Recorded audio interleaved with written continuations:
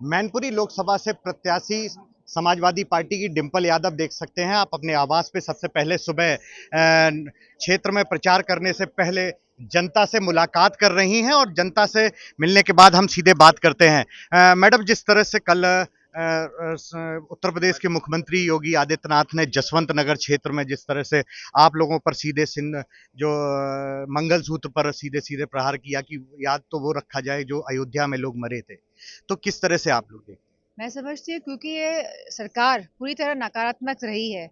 आज युवाओं को ये रोजगार नहीं दे पा रहे हैं। इनको ये बात कबूल करनी पड़ेगी, इनको ये बात मतलब कि एक्सेप्ट करनी पड़ेगी कि ये लोग नहीं कर पा रहे हैं जो उनके वादे थे।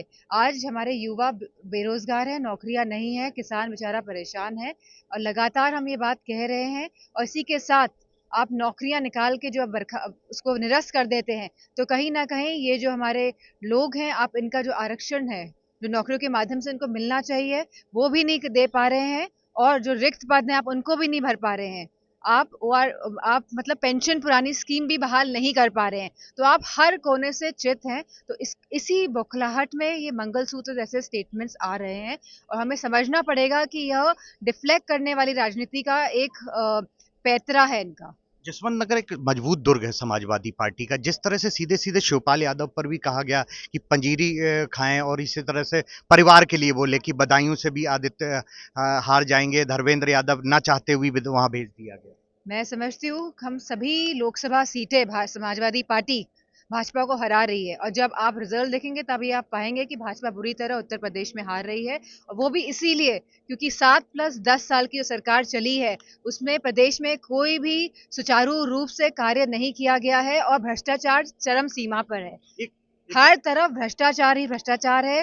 थाने में, कोतवाली में, तहसील में, अगर कोई भी सरकारी दफ्तर में जो हमारे जो लोग हैं, हमारे जो उत्तर प्रदेश की प्रजा है, ये लोग बिना रिश्वत खाए नहीं, मतलब ये लोग मतलब अपना काम नहीं करवा पा रहे हैं बिना ये घूसखोरी खाए जो भाजपा के शासन और प्रशासन वाले बैठे हुए हैं। एक सवाल और, एक जरूरी सवाल यह है कि जिस तरह से देखा जा रहा है कि उत्तर प्रदेश में एक तस्वीर सामने आ रही है कि प्रत्याशी को जिताने के लिए कहीं पिता, कहीं पुत्र, सभी लोग चुनाव मैदान में हैं। आपके लिए भी अदिति भी लगी हुई हैं, दूसरा अखिलेश यादव जी लगातार पूरी एड़ी चोटी का जोर लगा। भाजपा के कोई भी नेता, बड़े बड़े नेता अगर गांव गांव पहुंच रहे हो तो आप बताइए। ये बड़े बड़े जो नेता हैं ये हेलीकॉप्टर से आते हैं क्योंकि भ्रष्टाचार इतना है। भ्रष्टाचार में मैं देखा है किस तरह बॉन्ड के माध्यम से आज हमारे पास यहाँ पे लोग आते हैं तो 2000 का चंदा दे जाते हैं बेचारे। और ये लोग करोड़ों, 100 करोड़, 300, 400, 500 करोड़ का चंदा लिया इन लोगों ने, वो भी बॉन्ड्स के माध्यम से। तो मैं समझती हूँ सबसे बड़े भ्रष्टाचारी अगर कोई है तो भारतीय जनता पार्टी है। और जिस भ्रष्टाचार से जो करोड़ रुपए का लोगों ने चंदा लिया है, जो एक्सपोज हुए हैं ये, और फिर उन्हीं पैसों का ये हेलीकॉप्टर लेके घूमते हैं, बड़ी बड़ी सभाएं करते हैं, लेकिन गांव गांव तक इनका कोई भी नेता अखिलेश जी प्रॉपर आपके चुनाव में गांव गांव तक इनका कोई भी नेता नहीं पहुंच रहा। ये लोग नहीं समझ पा रहे हैं कि हमारा युवा बेरोजगार है, हमारी माताएं बहनें सुरक्षित नहीं है। तो ये बात संज्ञान में ले। आपके लिए प्रॉपर अखिलेश जी भी लगातार और शिवपाल जी भी लगातार कैंपेनिंग कर रहे हैं? ऐसा नहीं है, दोनों लोग काफी बिजी हैं अभी इस समय, जैसे कि आप देख रहे हैं।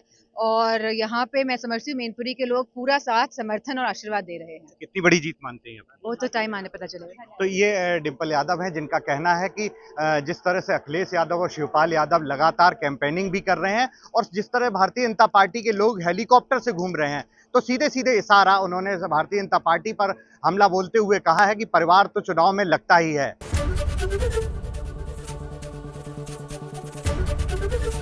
एबीपी गंगा, खबर आपकी, जुबान आपकी।